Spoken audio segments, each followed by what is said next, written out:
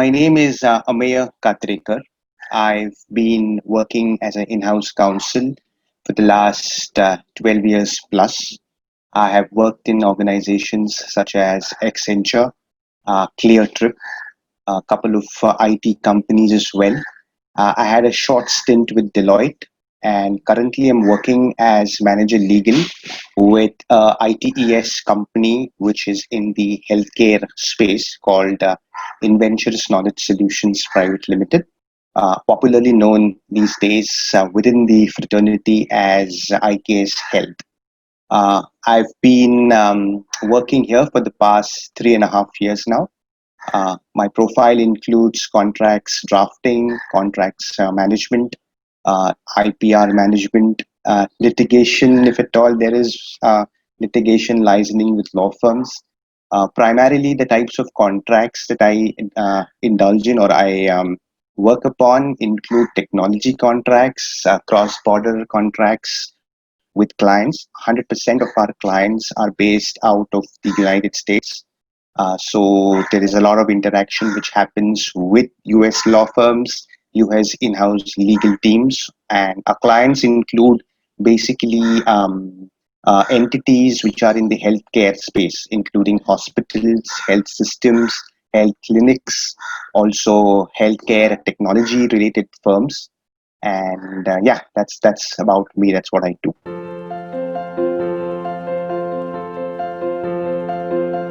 I have been in the legal field for quite a long time. It's been a decade. I passed out my law way back in 2007. I did my company secretary as well, but that's been not a practice area for me. In-house lawyer, according to me, has much wider scope, and it's quite distinct from the corporate secretarial work that people do.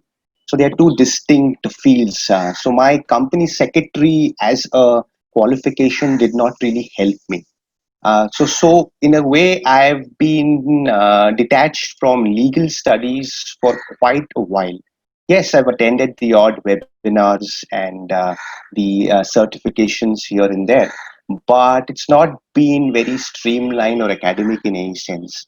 And as a lawyer, any lawyer, whether he is practicing or whether he's in-house or he is working for a law firm, the one thing that we all need to do, and we all do, is to constantly update ourselves. Otherwise, probably we will lose out in this area. So studying, or for that matter, researching is an integral part of our lives, which is something that we have to accept. I was somebody who hated reading, but if I don't develop the habit of reading, then probably as a lawyer, I'll not do justice to myself in my career. This thought process has been or was there for a very long time that I wanted to go back to studies, not of course in a full-time sense, because we are now in the middle level of our respective careers or my career.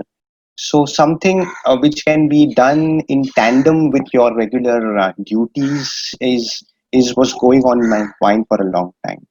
And over in this year, we've obviously going through this pandemic where there is a little bit of time for ourselves. We've cut down on travel time. So I said I should use this time to study something very in a structured manner. And I've been following LawSikho for the past few years, and I have observed their growth for the past few years. And from a distance, I had never been a part of LawSikho until the pandemic, and I decided I need to be a part of this. I decided whether I have to do an in-house business lawyer course at LawSikho or a contract drafting one, which would have probably directly helped me as a in-house counsel with IKS. But the reason I opted for the writing course is writing is something that I have not really experimented with. And when it comes to writing, it's different from drafting a contract. Drafting a contract, there is a separate course at LawSikho. But I've never really written articles or case analysis. Maybe from an academic perspective in my LLB course, yes, but never really been a part of a employee handbook, for example, We've just vetted few, made some drafting changes, but to do it from scratch required some training for me. And I got an opportunity as recent as August, and I got a great mentor in Vanita. Vanita was extremely helpful. She's got good experience in writing, so I thought of opting for the LawSikho.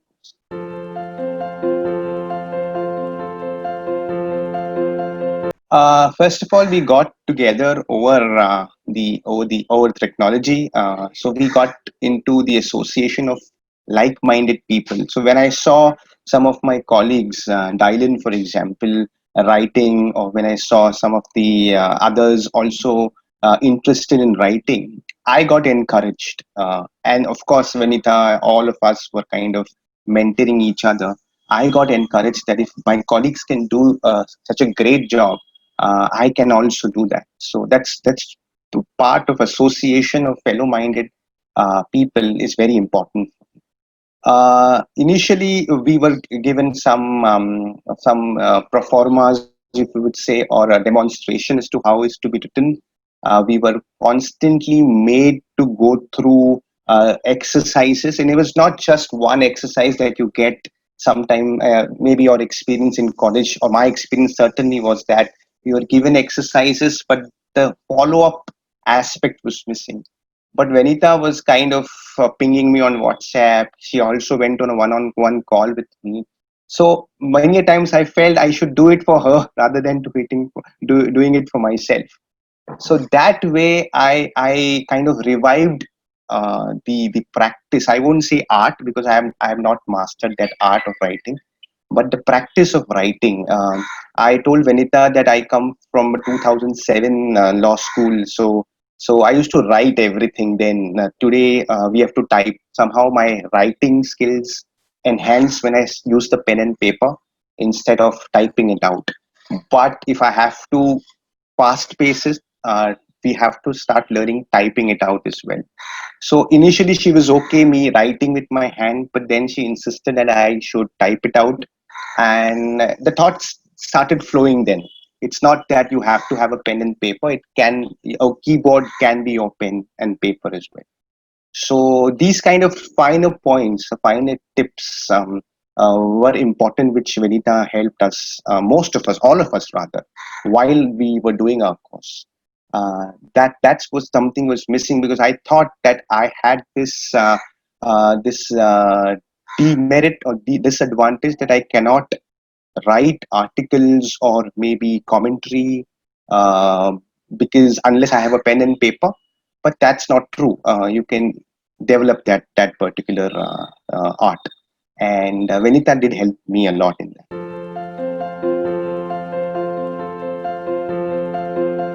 I like to add the contribution of Vanita, because it was not just that she attended the sessions for us. Every professor, every trainer does that.